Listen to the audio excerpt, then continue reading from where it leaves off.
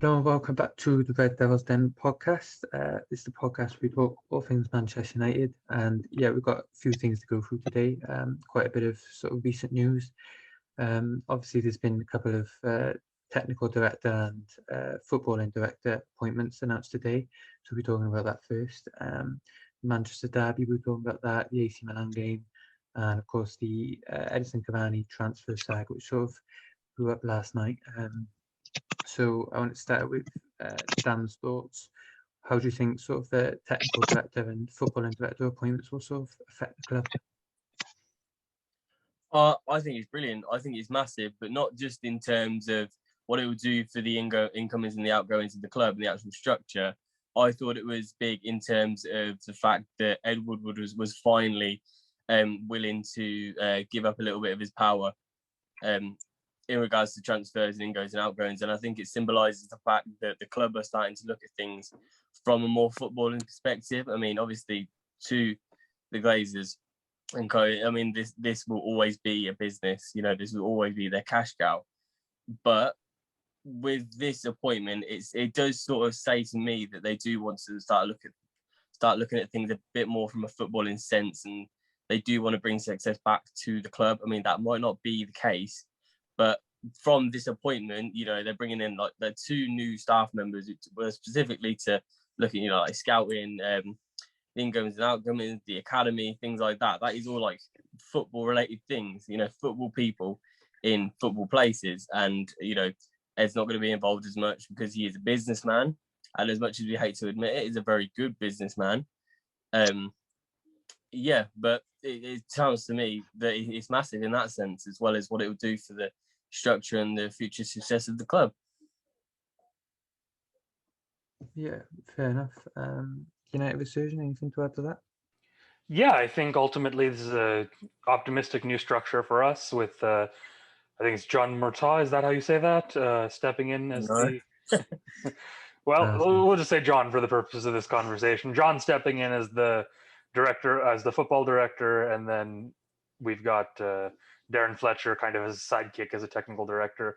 I think it's good to have football people involved. The only concern I would have with the new structure is two concerns is number one, it's entirely dependent on the people in charge allowing it to work. Obviously, if Ed Woodward sticks his nose where the official rules say it shouldn't be, then it's not going to work. So Ed Woodward needs to respect the fact now that he's hired this man to take charge of footballing operations and give him the space to lead in that department. The same way that he wouldn't want John trying to tell him who the corporate sponsor should be and who the next noodle partner needs to be. I think that level of respect needs to be there. And I'm hopeful that since John's been there for about 8 years now, they've got some level of working relationship, and he can have that trust in him. The other thing that concerns me, and this one's probably the bigger concern on my part, is the fact that Matt Judge has been retained in the newly titled role of Director of Football Negotiations. In my opinion, over the last year or two, Matt Judge has been more responsible for issues with the club's negotiations with other teams than Ed Woodward. He has been consistently the person who's been nickel and diming teams only to pay the asking price at the end of the window. He's been the person who's been directly responsible for that. And the fact that he's still in charge of that particular position and that particular role is very concerning. What I will say, though, is I read that Ed Woodward and Matt Judge have known each other since their university days. And Richard Arnold, I believe. And Richard Arnold, yeah. John, on the other hand, is an outsider in the sense that while he's been at United for a while, he did not grow up with them. He's not known them for 20 years. And now that Judge reports to John, I'm hopeful that that's going to lead to more accountability, and that will lead Matt Judge to perform better in his role. But ultimately, he's someone who really concerns me personally. I think in the last 2 to 3 years, he's had 2 or 3 sackable moments, and the fact that he still has a job amazes me. Yeah, and I think sort of, I know Ollie has sort of transformed the transfer structure, not just the transfer structure, but the structure around the entire club since he's come in. That's sort of one of the things that he set out to do. I know Jose didn't want a football director or a technical director because it sort of undermined his power. That's what I heard anyway. But Sorry, I know I've been speaking a while, but just for people who don't know the structure at the club that was there since Ollie's come in, as far as transfer targets go, there's the manager and the recruitment team, and they both have vetoes. So it's not just one or the other that's the targets. They both have to agree on targets. And then that list gets passed on to now it would be John and his team to go ahead and try to make the deal happen. And even in the reduced role that he has now, Ed Woodward, as executive vice chairman, is the person in charge of the club's finances and would ultimately have to sign off on that deal at the end of the process. So just for people who weren't aware of the process the club uses for transfers. Yeah, I probably needed brushing up on that as well. But yeah, as I was saying, I think when Ollie does eventually leave the club, I think he always wanted to sort of leave it, in a good place for whoever the next manager will be. Not that he's going to leave anytime soon, so I don't think he will. But when he does eventually leave, it's going to be in a really good state. If you look at, again, Jose Mourinho, he left it in an awful state, and then Ollie had to come and take a couple of years to rebuild, which he's done. And I think we were almost sort of on the last stretch, the last road for that. So yeah, sort of, I wanted to get Corey's thoughts on something that sort of was happening last night. There was obviously a big sort of, news explosion around Edison Cavani. His dad was saying that, Edison wasn't really comfortable in the UK, but then Cavani sort of came out saying he was happy at United. That I don't think that necessarily means he wants to leave, but he doesn't want to leave. But what were your thoughts on Cavani, Corey? He's come in since he left PSG in the summer, came to us on a free deal. He's been one of our big players when we need him. He's got that, and he's got what Martial needs is where the ball is going to end up before the counter-attack happens. Getting in the box late, whether that's heading the ball or just put his positioning. I think Martial, Rashford, Greenwood can benefit from Cavani from his experience, but Cavani's been one of the people to rely on in the big moments. He scores a lot of goals, which he has over his career, but I think if Greenwood can learn as a striker going forward, I think that'll benefit the club. Yeah, do you think you'd have him stay for another season? Because I sort of said when he joined, he's going to be injury prone, and he has been quite injury prone. So, yeah. Do you think he can last another season, or? That depends on Cavani if he can maintain another season in the Prem, because the Prem is different from the other leagues. It's more intense. Your mindset is different in the Prem, same as your physicality. You need to have very top quality standards to play for the top team, try and win trophies like Champions League, Premier League titles, FA Cups. If Cavani wants to stay if it's just like half a season or for next season, I think there's going to have to be an agreement between Ollie and Edison's Cavani and whoever's involved in Cavani's contract, and we just have to see if he really wants to at the end of the season. Because I think what they're going to try and do is get this season finished and then snap fresh in like July or something. Yeah, Dan, do you think he's going to stay? I do. I still think he's got loads left in the tank. The way he plays is, he's a benchmark. He is, you look at Martial's attitude towards a game, and then look at Cavani's. He's so intense. He presses from the front.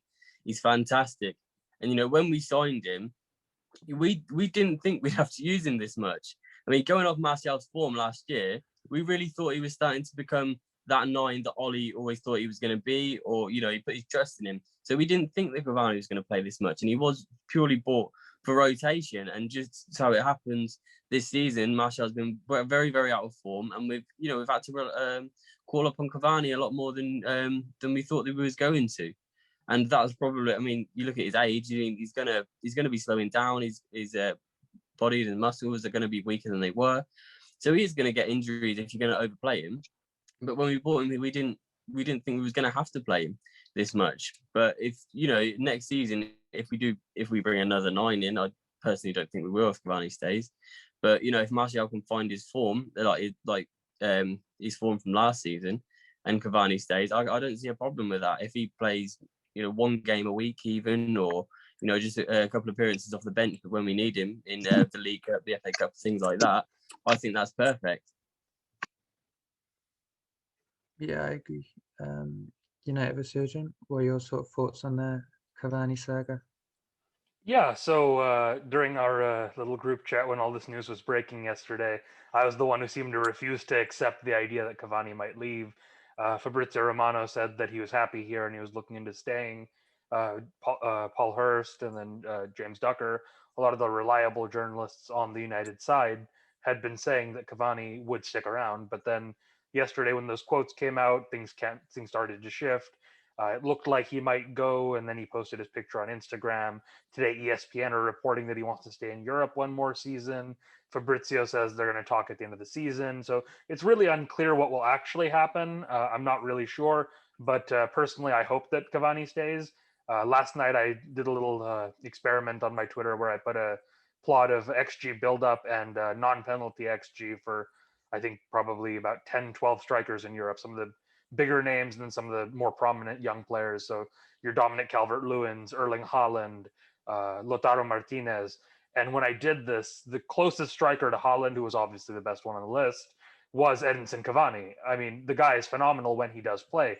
He does get injured a lot. We've noticed that. I think it's his third spell out now this season, but he's 34 years old. You expect that when you sign him, that he's not going to play every game. And so I'm overall quite satisfied with the contribution he's made to the club. I think we have to keep him. The place that I'll disagree with Dan is I think the reporting now is quite clear. No matter what happens with Cavani, United will sign a striker this summer. Do you sort of have any suggestions on strikers? Like, what do you think is going to happen in the summer if he leaves? So if he leaves, that just strengthens the need further, because I don't think Ole trusts Anthony Martial to lead the line anymore. Having seen what Cavani does, I really don't think we'll see Martial as the starting striker next season under any circumstances. So given that, I think that we definitely will be making a signing no matter what happens with Cavani. There's some names that I would look at. Andre Silva at Eintracht Frankfurt has the third highest amount of goals in the Bundesliga after Lewandowski and Haaland, so obviously not exactly bad competition. He's been good everywhere he's been. He scored, his Milan spell was probably his roughest, but even then he scored 10 goals that season that he was there. So, I mean, he's been successful wherever he's been. I would personally love to have him at the club. There's other options out there. You could look at Danny Ings potentially. He's had a bad year this year, but based on last season's form, he could contribute for us. There's other names out there. I don't think we could get Dominic Calvert-Lewin, but for me, he'd be a dream signing. And then obviously we all dream of Erling Haaland. So there's a lot of options out there. It's just a case of the club appropriating the finances correctly. I'm hoping we can sign a striker in a price bracket where we can still afford Jadon Sancho on top of it. Yeah, this is the thing for me. Although, you mentioned I didn't mean to say I don't think we'll sign a 9. I'm just saying it was a possibility if he stays that we might not sign a 9. But this is the thing for me. I still think Jadon Sancho is so needed. He's an elite creator and he's fantastic, and he would cement the right wing position for years and years to come. So I still think he's so needed. So if we were to sign a 9, I completely agree with what you said. I really do hope that we can get him on top of it, or Ollie might decide that he's not his number 1 target anymore, considering he's bought Ahmad, or maybe he even thinks that Greenwood could be long term there, although we all think that he's going to be a striker. And Ollie said so himself, it might be a sort of a split role between number 9 and right wing position. But I really hope we sign Jadon Sancho. I would say Jadon Sancho is my number 1 target for the summer as well. The thing I will say, though, is for a lot of the strikers, if you take out Haaland and Lautaro Martinez and Dominic Calvert-Lewin, if we're talking about young players who've had a lot of potential this season, the likes of your Andre Silva, your Isak at Real Sociedad, all these kinds of players, they're going to be available for 40 million, 45 million, something like that. So in theory, we can get 2025 back for Jesse Lingard. And then we're only throwing in 20 million. If you sell Dalot probably for 15, 20 million, you can kind of pay for the striker that way. Sorry, Reese, I know that you have a great love for Diogo, but I think his time at the club's over, so I would use him to fund the signings. But no matter how you play it, I really do think that we can find a striker without spending 80, 90, 100 million on it. And if we kind of keep the striker signing to that lower under 50 million budget, then I think that we can still afford Jadon Sancho on top of that. So I sort of saw quite an interesting question on Twitter yesterday. It was, if Cavani does leave, do you think a striker or a right winger is more important in the summer? So what are your thoughts on that? United Resurgent, what do you think? For me, if Cavani does leave, striker immediately becomes the priority. As much as Jadon Sancho is a massive upgrade over Mason Greenwood playing out of position on the right, or Dan James, or playing Amad Diallo is at least a long-term prospect in that position. So we have some sort of security moving forward, even though he's not obviously had the minutes that he needs to take over that position full-time just yet. I don't trust Mason Greenwood as a striker just yet, and I don't think Anthony Martial has shown anywhere close to enough to have earned the right to lead the line next season. If Cavani isn't here, then a striker not only becomes our priority over right wing. For me, it's more important than a center back, more important than a defensive midfielder. It becomes the number one position to target, because you can't win the title without a striker who scores 18, 20, 22 league goals. And if Cavani leaves, we don't have that. And next season, we are going to be looking to challenge for the title. It's not just going to be trying to get 75 points in top four. So in that position, the striker then becomes the most important piece of the puzzle.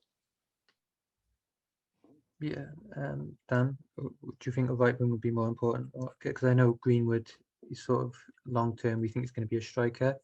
So could he really, rotate with Martial? Or Well, on the right. Up front, do we need a striker more than a right winger? Well, if Cavani goes, I completely agree with United Resurgent. Yeah. It has to become the priority. You cannot win league titles or challenge for league titles if you don't have a number 9 that's going to score you goals. So you think back to some of the results we've had this year. We've had a lot of 0-0s against the top sides. It's easy to sit here and imagine if we had an Erling Haaland in the side, would they have been wins? And we've missed a lot of big chances this year as well. If we had a reliable 9, those big chances missed might turn into goals. So if Cavani does go, it has to be, as we said, it has to be more important than a centre half, and it has to be more important than a right winger as well. I mean, it's one of the most integral roles. So I have nothing to add to what Resurgent said. I completely agree. Yeah, I think so. Corey, do you think, would you rather go and get like a striker if Cavani leaves, or would you rather a Jadon Sancho type sort of right winger? It depends who's going to score goals. Because one hand, we need Sancho who can create those goals. On the other hand, we need somebody who can score the goals. If you don't have both, you ain't getting no goals. So it's a lot of people. I've seen a lot of comments, posts on every social media platform saying Martial's had one bad season, let's get rid of him. Just because he's had one bad season doesn't mean he's not going to bounce back next season. Every single footballer has that period of time. Yeah. They have a little break they do at the end of the season. They come back, they have a little one-to-one conversation with the manager and the people who help Martial as the striker. I don't know who trains the forwards, but whoever that is will give Martial a confidence boost, same as the players around him. That's where Cavani comes in and goes, hey, I've been in the business longer than you. You're still developing. Here's what I would do in your position. Whether's going forward, whether's coming back, help create the goals, then you can drive forward. But based on the question, I would say we need somebody who can score goals just in case Cavani doesn't stay, or in case Martial or Cavani does get injured. But on the right-hand side, we've got James, Greenwood, Amad and Shorty are still playing. But Greenwood and James, they've had, 4 seasons of pro football? They've had, I think, Greenwood, when he started in Europa, he was this young potential talent. He still is.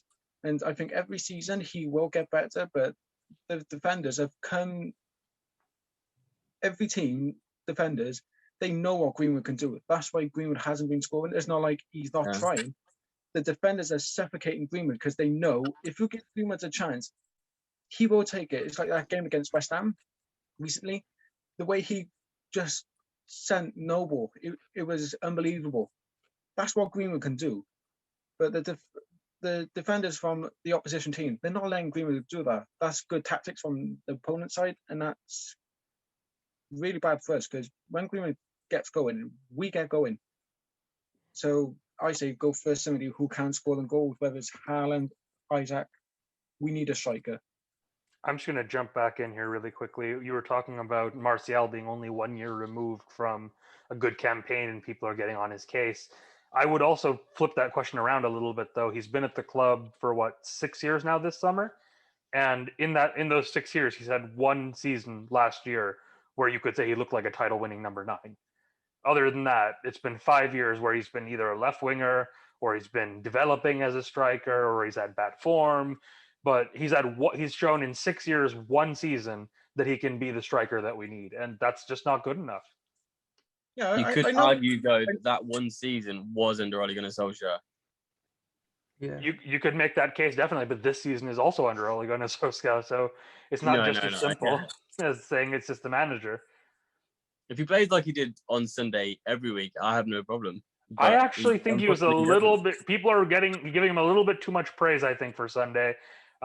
He was better than he has been this season, but I don't think he was anywhere close to as good as he was last season. I don't know. I think he was really solid.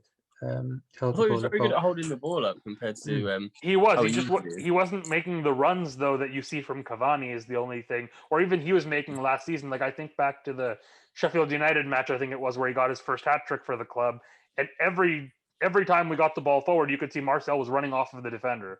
And in this particular match, City play a high line. It wasn't like City were sitting deep with 2 banks of 4, and even against the high line, you weren't seeing Martial moving. He was just kind of squaring up with his back to goal and then playing the ball off, which was great. It helped our build-up play tremendously. But it wasn't as though he was making the runs that you want from your striker in most games. So I think it was better. This season, I would say he's been a 3 out of 10. That was a 6 or 7 out of 10. But he's not up to the level that we need even now this season. I don't know. I honestly thought that was a really good performance. He probably should have took that one chance, but to be honest, I think 6, 7 times out of 10 you're going to miss that.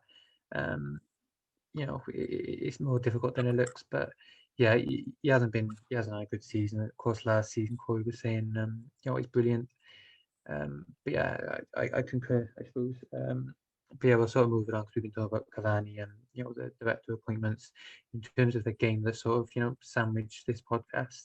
We're going to go through the Man City game first. So we sort of touched on that a bit with Martial. But Dan, what was your thoughts on that game? Yeah, I thought we were excellent. I thought we were very, very good. We didn't approach the game like I thought we would entirely.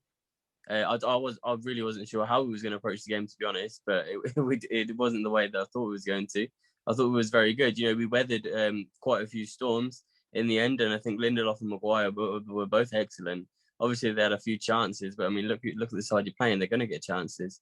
But we sort of kept them to a minimum a lot of the time. Aaron Wan-Bissaka had his yearly Cafu reincarnation against Sterling, as he usually does.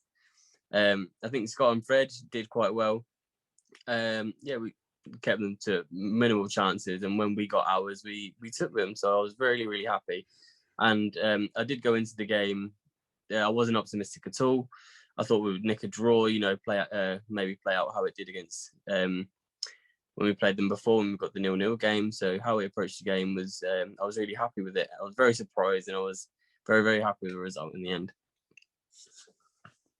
Yeah, United version. Anything to add to that? Yeah, United played. I thought one of the things that stood out to me was United played very similarly to how we tried to play at Stamford Bridge. The difference was that we got the penalty early on. The final ball was better. We were able to get inside their box more. Martial had those 2 big chances. So I thought that the game, by and large, the plan was very similar, but people praise and condemn Ollie differently depending on the result. But really, it was the same game plan executed. And if Scott McTominay's cross that we talked about last time doesn't get cut out, it reaches and we score, we win 1-0 against Chelsea. All of a sudden, now people are hailing Ole Gunnar Solskjaer as being a genius for his big game tactics. He took care of Tuchel and Guardiola. And I think that ultimately you should try to focus more on the process and not necessarily as much on the results, because the process is what predicts the future better than results do. And I think that we're basically seeing the development of United as a big game team. Last season, so I saw the stat that Ole is now the only manager who's played Guardiola 3 times or more who has won more games against Guardiola than Guardiola has won against him. And I think those 3 matches against Man City really show the progression of this team. Mm-hmm. If you look back to the first one at the Etihad last season where we won 2-1, in that match, United defended really deep. We had like 20-25% possession, and we were just scoring goals on the counterattack, and that was it. If you go to the second match, then the last one at Old Trafford before lockdown, where we beat them 2-0, Scott McTominay scores the late goal to take the roof off of the place. That particular match, United engaged, United didn't just sit in their own box. We still played on the counterattack, but we were trying to push them up more towards the halfway line. And then if you look at this match, we were actively pressing them from the front, similar to how we did against Chelsea. So United as a team are getting better, and that's more clear now than it is against any other opponent. Yeah, no, I absolutely agree. I mean, we think we spoke on maybe the last pod that I was on, how our game plan in these big games has changed a lot from being exclusively sort of a soaking up pressure, counter-attacking side, into a side that can ultimately match up with these teams now. And we've seen it this season. And obviously, results haven't been the best. There's been a lot of 0-0 games. But like you said, it really shows the progression as this team is learning a new style of play to compete with these big clubs, like toe to toe, rather than sitting back and springing on the counter attack. I think that was great what you just said. I love that. Yeah, I think there's been a definitive change in style. As United said, we're not just counter attacking anymore. We're actively trying to press them. We're actually actively trying to enforce our own style upon them rather than let them enforce it on us. Corey, what was your thoughts on the Manchester derby? I'm surprised we won, to be honest. Weren't we all? What do you think we did particularly well? We just shocked them with our counter-attack. Goalkeeper should have saved our penalty from Bruno Fernandes in the first minute. That's savable. Okay, hold on. I have a question. When did we counterattack in that match? I just want to know, because the way I look at it is there was the Martial chance where we pressed them, won the ball back, and then he was unable to score, but that was one of our big chances. There was a cross that Martial headed across the face of goal, couldn't get the power on it. There was the goal, which was a penalty, and it came from kickoff, so it can't be a counter by definition. And then when Henderson threw the ball out for our second goal, they had 11 men behind the ball. So that's not a counterattack either. So please, I want to know. It's not just Corey. I've heard this in the media as well. The BBC said United won on United had some great counterattacks. I don't see them. Where's the counterattacking? I just think it's a lazy schema the media is using. Yeah, we didn't play like that, wasn't whatsoever. I mean, well, one thing we did do really, really well was Kevin De Bruyne was awful all game, to be honest. Like, let's not beat around the bush. He was, but I think that was down to Freddie McTominay. They kept him really, really quiet. There was that, as well as the fact that he was just unusually poor as well. One of the things that United did, and this is again another tactical credit to Ole, was Guardiola's teams like to exploit the space down the wing, play their triangles, and then cut the ball back either to Gundogan at the edge of the box or to Jesus or whoever their striker happens to be. And one of the things Ole did was the back four split wider than usual, and then Fred and Scott McTominay plugged the spaces between the center backs and the full backs. And the result of that was there was no space for those triangles. So they were reduced to early crosses, which basically you try early crosses against Harry Maguire and Dean Henderson, and you're going to get nowhere. So, and actually on that point, Dean Henderson, he had the highest crossing claim percentage of any United goalkeeper in the league this season against Man City. And I honestly think if David De Gea is in net, we concede at least one goal from the crosses. So I think he deserves much more credit than he's getting for the performance. Well, David De Gea wouldn't have given the ball to Luke Shaw. Absolutely wouldn't have. No. I mean, Dean Henderson's directly contributed to 3 goals that I can think of. That's just off the top of my head.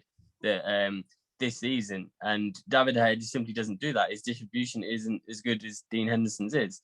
And if you're going to be like that, if you're going to use your intuition and you're going to recognise that, there could be an opportunity for a goal here, it's excellent. I mean, if Dean Henderson does, I mean, obviously there's the footage of Harry Maguire telling him that Luke Shaw's the out ball, which again is fantastic, and it completely cuts the narrative that Maguire is silent, which I absolutely hate as well.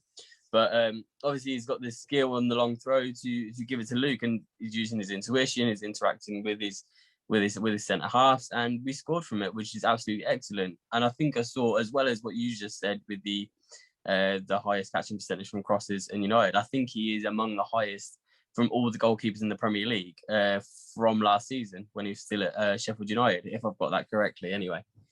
Another thing that I just want to point out, and this isn't so much on the pitch, but after the match, there was a post on Instagram from Dean Henderson where it was him in the back four, and he just wrote "My Soldiers."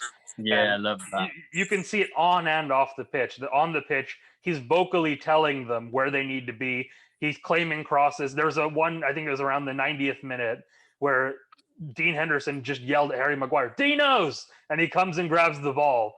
And I just love that. The goalkeeper is actually taking command of his 6-yard box. And that is massively providing security for our back four. And it's leading to more success on the pitch. But then off the pitch as well, I know 3 of our back four are British, and this might play a part in it. But De Gea has been around long enough. I don't think it's just a language or nationality thing. I think genuinely Dean Henderson is connecting with his players, making them feel comfortable. And he's giving them credit when he keeps a clean sheet, which also makes them feel more confident. He's basically everything you could want in a goalkeeper, and it's just fantastic to see him doing well. Yeah, before we move on from that, way that Dean wants to come out for the ball, he demands, "I want this ball, get out of my way, I want it." If that's David, he'll just go, "You get rid of it, I'm staying here." Yep. Dean has more confidence than people think. I think that depends on his playing time as well. He started since David went to Spain for personal reasons. Since Dean started, he's gave the ball to Luke Shaw against Man City, who Bashir technically got the assist, but my God, that's Dean Henderson's assist. Goal from Luke Shaw. Very good pre-assist, isn't it? It's very, very good. What? So it's a very good pre-assist. Obviously, Marcus Rashford got the assist, but I mean, I think the main credit goes to Dino there for giving the ball to Luke. Well, not the main credit. I mean, Luke Shaw obviously did incredibly well with the driving run as well. It was a good goal all round. Everyone deserves credit. Yeah, the finish was good. That's like what Marshall should be doing, but that's like a left back doing, say, "You can't score, I'm going to do it." Yeah. Wan-Bissaka, he was quality. He stopped Sterling getting past him. I didn't see much of Jesus. The only time I saw Jesus looking like a dangerous player is when he took down Marshall in the penalty box. That's the only time I saw Jesus doing damage here. That's quality. And the entire defense, I don't know if it's because Dino's coming in. I feel comfortable. Yeah. See, this is the thing. I mean, if we look at Dean now, we're sitting here lauding him, saying that he makes us feel good when he's in goal. Imagine what it's doing to the back four. I mean, we obviously don't know the dynamic between David De Gea and his defenders, but he makes me feel more comfortable when Dean's in between the sticks. So I can only imagine that projects onto the back four as well. And the thing is, because Dean's such a confident young guy, I mean, we've seen how confident he is, and Ollie has said, he's not a patient guy. So he wants to be Manchester United's number one. He's still really, really, really young, and he's desperate for it. He's probably in Ollie's office all the time saying, I want to be number one at this football club, and that confidence can only project into everybody else at the club as well. One of the things you can see on the pitch when Dean Henderson's playing, and I think people should try to look for this when they're watching the rest of the matches before the international break. Harry Maguire and Victor Lindelof, when David De Gea is in net, they try and drop that little bit deeper towards the 6-yard box because they know De Gea is not going to come off his line. If we vacate that space and a striker gets there, it's a goal. Whereas with Dean Henderson, they know that couple of feet in front of the goal up until the 6-yard box line, Dean Henderson will come and get the ball, or at least he'll make a play for it and put the striker off. We can be that little bit higher with our defensive line. And it gives them that confidence to do that. And then that enables us to play off sides. So it's really just this massive benefit to the entire back four. Yeah, because I was watching one of the games, and like the aftermath or halfway through, Gary Neville said the defenders, they need more confidence to get that little bit further up that they're not used to. And like you just said, when Dean's in goal, they want to get forward just 5 yards. That 5 yards makes a difference. 5 yards can be like a pacey striker getting past you and having a one-on-one with the keeper. Dean's, he can handle that. David, I don't think he can handle that no more. Okay, so moving on to AC Milan versus Manchester United on Thursday. Obviously, we want to go through sort of our lineups for that. But first of all, Dan, what was your sort of thoughts on the game? What do you think about it? I think we have to kill it off. I think we have to go for it. You know, we've got such a good opportunity that, you know, like they've got some big names out. You know, this is a fantastic opportunity. It can be like the Sociedad game where we can kill it off in the first leg. And then the second leg, we can rest some players. It's a massive opportunity. But then again, it sort of fills me with anxiety that they're going to perform like a massive underdog story and just beat us in the tie because of all their injuries. But you know, it gives us a huge advantage, and we should be able to. I mean, even with a fully fit squad, I was fairly confident that we would be able to see them off anyway. But now it just gives us an even bigger opportunity, and we need to take it with both hands and kill the tie off in the first game. I think it's a bit more difficult than you know people are sort of making out because we've got injury issues as well. I mean, Rashford's out, Van der Beek, Cavani, Mata would probably play in this. You know, more I'm forgetting some. So you know, Pogba. I don't know. I don't think it's going to be that easy. I don't think it's going to be like Real Sociedad where we sort of beat a 4-0 and then we're comfortable. AC Milan are a top team. They've been top of Serie A for most of the season. So I don't know. United with Surgeon, what are your thoughts on it? Yeah, so just to give an idea to people of what Milan's injury situation looks like, Theo Hernandez is missing, who's their starting left back and arguably one of the best left backs in the world this season. Benacer is missing, who's one of their holding midfielders, again, one of the top midfielders this season. Hakan Çalhanoğlu, who's the closest thing they have to a Bruno Fernandes creatively. Ante Rebic, who kind of plays off the striker the way that Marcus Rashford does. Zlatan is missing, and Mario Mandzukic is a depth option for them, is also out. So 6 key players missing, 5 of whom are part of their starting 11. Given that situation, I don't think it'll be as comfortable as Sociedad. I don't think Milan are obviously a much better team than them. And I think it's going to be a situation, I don't think it's going to be 4-0, but 3-1, 2-0, something like that, maybe 3-0 at a push. Something along those lines is realistic given the injuries they have. I know we're missing players as well, but our squad depth is significantly better than Milan's squad depth. And the result of that is I think this is a massive opportunity for us. I believe we're at home tomorrow. Is that right? Are we? I don't know, to be honest. Well, home or away, it's not particular. It doesn't matter, I guess, that much in the grand scheme of things. Ultimately, if we win the game by 2+ goals in the first leg, I don't think we'll screw it up. Milan don't have the firepower, even with everyone back, hopefully, for next week for them. They wouldn't have the firepower, I don't think, to overturn a 2-goal deficit. And it's a massive opportunity for us to get that win. So I'm hopeful that we'll go for it and really try to get at that right-hand side of their defense. And that's ultimately the funny part about all this, is United's weakest point is the right side of their attack. And Milan are missing Benacer and Theo Hernandez, which means their left, so our right side, is probably their weak link. And we don't have the players to target that necessarily. Unless Mason Greenwood has a resurgent performance tomorrow. And wouldn't we all love that?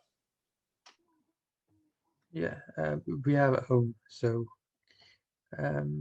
you know we've got to go those. You know we've got to keep a clean sheet, in my opinion. We don't want them scoring away goals, and then we're going to go into the second leg with a difficult game. So yeah, if we can score a couple of goals away and just keep a clean sheet at home, I think we'll be fine. we're going to win the away leg. We know that we're away FC, right? 22 matches unbeaten in the domestic competitions now. So I'm not worried about the away leg. It's the home one that worries me. Yeah, normally I'd say it's an advantage to play at home second and not at home first, but it's sort of the other way around with us. Yeah, Corey, what are your thoughts on the AC Milan game?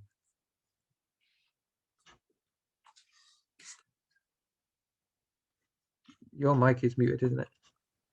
Yeah. Given what was just said about AC Milan's weak inside compared to ours, I think Zlatan Ibrahimovic is probably one of them players to score the goals, and Hernandez is probably one of the players to help the defense. Just by those two key players, I think that's going to not so much sink Milan's hope, but not give them the confidence like we have. Given we're at home, there might be some speculation whether can we handle keeping a clean sheet, because if we concede even one goal, that might hurt us mentally going into the next leg. But we've gone 23 games unbeaten away, so do you reckon that could play a factor on our players' mentality? It's a two-way street. Can we keep up the mentality, or one day we're like, oh, we've gone so many games unbeaten, it's all going to come crashing down? But I think we should be beating Milan given the odds that we have, and I think if James or Greenwood plays very well on the right hand side, I think we're going to get the goals and put Milan to bed. We're both penalty FC as well, so that'll be interesting to see how that plays out. I think they've had 20 penalties this season. Is that right? And we've had is it about 14? I'd like to see how many in we've all actually competitions. away I think in all competitions, I think you're right. But in the league, I think it's 15 for Milan, and the next team has 6. So tremendous difference. And then for United, I think we've had 10 penalties in the league. Is it 8, 9, or 10? I don't remember exactly. I'd like to see how many penalties we've actually given away this season. How many they've given away. Could just be a game when 4 all penalties. Yeah, but what about those penalties that could have been penalties but wasn't ruled for penalties? Oh yeah, we've been getting shafted. Let's not get into that today. Thanks, Jurgen. Jurgen's getting his desserts now with the home form of Liverpool. So yeah, at least we can take some solace in that. Yeah, on Corey's point, we don't give away many penalties, do we? I mean, when David faces penalties, he never saves them, but he doesn't have to face them very often. So maybe that's why he doesn't train penalties very often. I don't know. Well, the one he did save, that's a fucking retake. Palace, wasn't it? Yeah. Let's just hope we have that wonderful Ollie Juju where he got Oyarzabal taking a penalty that ended up 2 feet away from the top corner on the left. Yeah. For Sociedad, so something like that. Hopefully, if they do get one, but I'm right optimistic. in front of Bruno as well, and he did the hop. What a tit! Try mocking us, comes back to haunt you. Yeah. So yeah, we've sort of gone through our thoughts on the game. In terms of lineups, I don't know. I think the lineup's sort of quite predictable. So yeah, I don't know if we'll have that much to offer, but Corey, what are your thoughts? What would your sort of defence be? Well, depends. Do we rotate slightly, or do we go all guns blazing with Henderson in goal? I don't think we can afford anyone else in goal. So I think Dean stays in goal for me. And 2 centre back partnerships, I think it has to be. I think Bailly might get a start, but in my head, I can see Maguire and Lindelof starting this one because it's AC Milan. We got to beat them. I don't know. I think Bailly will start because Lindelof has obviously started mostly in the league with Bailly playing in the Europa League and the Cups. I want Bailly to start just because he needs game time and we can best either Lindelof or Maguire. Probably be Lindelof. But if we wanted to go with strong, like we did against City, it'd probably be Maguire and Lindelof. But I want Bailly to get them for as many, even Swansea. the thing we have to keep in mind is Victor Lindelof has back issues and has been managing that all season. If you look at the pattern, right, Lindelof's back hurts and then Eric Bailly's made of glass, as everyone knows. So ultimately what Ollie's been doing since they've both been fit is basically just one plays at the weekend and one plays midweek. So given that Lindelof started at the weekend, I think it'll be Bailly, and that's probably the right decision. I'm not really worried about Milan's forwards, so I don't particularly think we need to worry about their style to match the center back. It's just about match fitness, and I think Bailly probably is the one to go for this one. Yeah, I agree with that. Yeah, so in terms of, I think Tellez is going to start as well. We don't really have a backup for Wan-Bissaka. I know it's Williams, but I don't know, he doesn't really seem to play very often. I know he played for Watford, he didn't really impress too much, but to be fair to him, he hasn't played up really all season. So I think Williams needs to play more, to be honest. But then again, maybe this game isn't really the sort of game to bring him back. But I think Wan-Bissaka, Tellez, Henderson, Bay and Maguire. I think that's the back sort of five. Agreed. It fits itself at the minute, doesn't it? Yeah. In terms of the midfield, Corey, do you want to go first again? What do you think? Oh, I'm loving this. I get to go first. No, I'm last. I think the only option we have is McTominay, Fred, Matic, and Galbraith. If that's He's not going to pick Galbraith. It's basically pick two of the first three. Yeah, he might bring him along, but just to purely rest with the big name players. But it'd probably be Fred and McTominay, or even Matic. That's what I'm thinking the two midfielders would be, and then probably the Bruno cam that we need. So which one of the three would you start as the pair and the pivot? Defensively, I would say Nemanja Matic to give McTominay a rest, but it depends which way you look at it. Do we go strength? Like our most comfortable midfield partnership is McTominay and Fred, but do we rest McTominay purely for the weekend? That's up to you guys to decide. But I think the logical answer would be Matic, because we need to keep McTominay rested.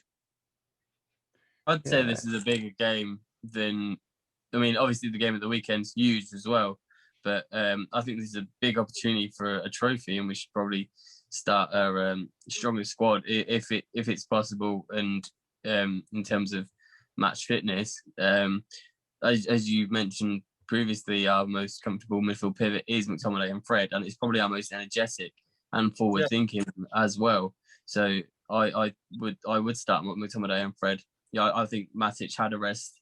Was it against Palace as well? It was recently, and he want to play every game as well. So I personally would start those two in midfield, and maybe put McTominay just, I don't know, not as a flat pivot, but obviously one's more defensive thinking than the other, and I think maybe give McTominay a bit of a license to move forward, because I really like him when he drives forward as well. I largely agree. Sorry, go ahead, Corey. Sorry, just a quick question. Who do we play after AC Milan? Because I'm not too... West Ham. Yeah, I think Matic would be best for that game. So I actually disagree with what you just said there. I think that's the match where you want to play the McFred pivot, because you look at the West Ham forward line and the way they set up, it's going to be Jared Bowen, it's going to be Fornals, it would be Ben Rahma, it would be Mikel Antonio. I don't think Jesse Lingard can play on loan, but the rest of them, they're all energetic, pacey players who are going to move around a lot and swap positions. Matic is older. He doesn't have the ability necessarily to keep up with that as much. So I think you want the faster, energetic, athletic players to play against that, and that would be the McFred pivot.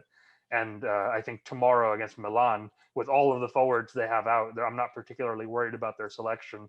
So I would go with Matic and Fred for tomorrow. That's what I'm saying. It depends who our next game is. Do we use Matic now just to purely rest McTominay and Fred? There's two ways to look at it. Do we... Yes, but we're on the podcast to try to talk about one way we're going to look at it. And I think probably for me, McTominay is the one who is better suited for the weekend. I think we all pretty much agree it's going to be one of McTominay and Matic with Fred. So I think for me, it would be Matic tomorrow and then McTominay against West Ham. That's an excellent point. You've changed my mind. I actually agree with you there. Yeah, me too. I think there's a case for McTominay and Matic because I think Fred needs a rest more than McTominay does. But to be honest, I think McTominay and Fred Fred and Matic is a lot more balanced than McTominay and Matic. So, I mean, we haven't really played McTominay and Matic together very often. I know we played against Leipzig and obviously played very poorly.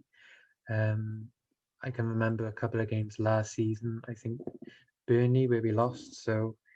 Yeah, I don't think we'll go for that. But if Ollie thinks it can work, I think it could probably work. So, but yeah, and then it's probably one of the ones where Ollie probably should just be listening to the sports scientists because McTominay and Fred are both, I think, needed against West Ham. They both offer that energy, and if the sports scientists tell him that Fred needs the rest more than McTominay, then play Matic and McTominay. But I think probably we end up seeing Matic and Fred. Yeah, I can see that happening. I don't think Tuanzebe will be getting a start in this match. He might be on the bench, but I don't see Tuanzebe starting. He won't be anywhere near the midfield if he does. No. If Tuanzebe starts, it's going to be right back or centre back, but I don't think he'll start anyway. And then it's going to be Bruno Fernandes in midfield. I think that's pretty much set in stone. The front three picks itself as well. Everyone else is injured. It's going to be Greenwood on the right, Danjuma on the left, Martial up front. Yeah, it is. What about Ahmad? Not to start against Milan. No, that's not the way you make your first start. Absolutely not. You never know. Might shock us. You might get himself a hat trick. Never know. He's always saying start Ahmad, but no. I think we need to sort of let him in. Yeah, we need to ease him in because if you just start him out with the blue against AC Milan when he hasn't played in a couple of weeks, and when he did play, it was off the bench. It's not he's going to be shitting himself. The trouble is as well that at the moment, I mean, obviously we're getting quite impatient because we want to see him, but at the moment the run of games that we've got is so important, and we're in it's the run in now. What happens within the next couple of games sort of defines the season now, which even piles the pressure on him even more. So if he was starting a game just in the Premier League 10 games into the season, he'd already be shitting himself. But at this point in the season, it's crunch time. It's a really, really important part. Every one of the next 10 or so games is huge. So that's just gonna it's just gonna overhouse him even more. So I'm sure we'll see plenty of him. I mean, he was bought for the future, so it's just sort of waiting for the next couple of months to see him properly, I suppose. Yeah.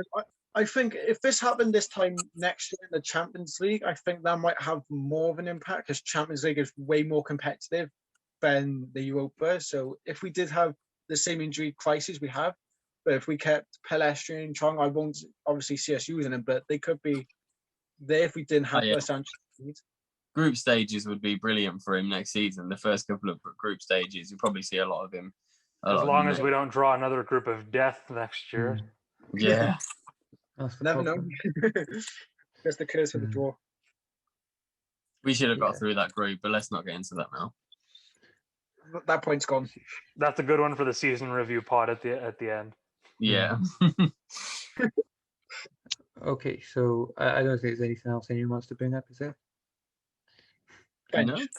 No. Who would we bring along? What do you mean? If we had to use players to bring off the bench, who would be those players you'd call upon? It depends how the game goes because, like, if crystal ball, shall I? Yeah. I don't know. If as we were saying, like, if we're a few goals up, like we want to be, then maybe we can bring Ahmad Shoretire on. But yeah, in terms of the forward line, there's not really any other choice but to start James Greenwood and Martial. So maybe if we're 2 goals up, I'm sure we'll see Ahmad come on for 20-30 minutes just because Ollie will know, given the state of the squad, he's going to have to play the same front three again against West Ham and then again against Leicester probably. And in that situation, he's going to want to give them some rest. So, and the only options he's got are Ahmad and Shoretire. So I think we'll see Ahmad come on briefly if we're in a good position. How long? Well, in fact, that he'll be well aware of this Milan back line from obviously coming from Atalanta. So he'll be aware of these defenders, and he may have even looked into their strengths and weaknesses. So it'll be good for him as well. That's obviously if it's appropriate for him to come on. How long is Rashford injured for? Is it a long period of time, or is it just like a few days? I don't know yet. Did he have a scan? He's got bruising and swelling. He doesn't have any ligament damage. We have to wait for the bruising and swelling to come down, basically. It's too much for him to be in the squad for Milan. It looks like he's probably a doubt for West Ham, maybe on the bench. I don't think we'll see him starting. Earliest he'll be back is Leicester in the FA Cup, but even that's not for sure. Okay. Just to clarify. He'll be back by the end of the international break, though, if not. So it's not like he's gone for the rest of the season. He'll be back after 2, 3, 4 matches at most. On injuries, wasn't Pogba supposed to be back by now as well? Paul Pogba's injuries are unpredictable. They're just one of those things like him and his agent. You never know what they're up to. Yeah, his ankle injury lasted a lot longer than it was supposed to as well, I remember. I don't know, but when you get injured for a sustained period of time, it's sort of really hard to predict when you're going to be back. So I think you should cut him a bit of slack there, because they said maybe the City game, but they said maybe. So I give him a couple more weeks, and I think he'll probably be back.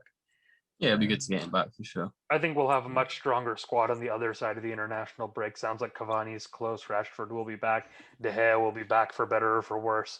Pogba probably is back for the run into the season. So I think the international break is going to do us a lot of good when it comes around. But we've got 3 or 4 massive matches before then.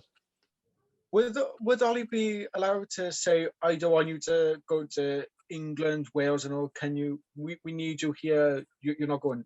Well, Ollie make that. FIFA are allowing managers to do that, aren't they? Or they're allowing clubs to sort of say to their players, can you not go on the international break? I don't think we'll see the club say don't go on the international break. I think the only thing that we might see happen is the club says if you're playing in a country that would cause us to have to quarantine afterwards, you can't go. But otherwise, we'll probably do what Pep Guardiola has done at City, which is as long as you're available for us immediately afterwards, you can go. Yeah, I know Portugal have moved their game from wherever it was before to Turin or somewhere in Italy. So the English players wouldn't have to quarantine, like the same reason our Europa League draw against Sociedad was initially in Turin, so players didn't have to quarantine on the way back. And as long as players are available and they don't get injured, I haven't really got a lot of issue with it, apart from obviously I would love players to have a proper rest. But apart from that, you can't make players make players stay even. Because, players like Bruno Fernandes, they'll play every minute of every game. It's going to be hard to get him to not go. And we're going to have more involvement than usual because Luke Shaw looks like he's in for a recall for England. There's some rumors that Aaron Wan-Bissaka might get his call up as well, but that's less likely. Maguire is going to go. So, if you was Gareth Southgate, would you pick out of form Trent or would you pick Wan-Bissaka? What would you do if you were Southgate? Aaron Wan-Bissaka, there's no need for the cross merchant to play. Trent Alexander-Arnold is literally just Alex Telles except English.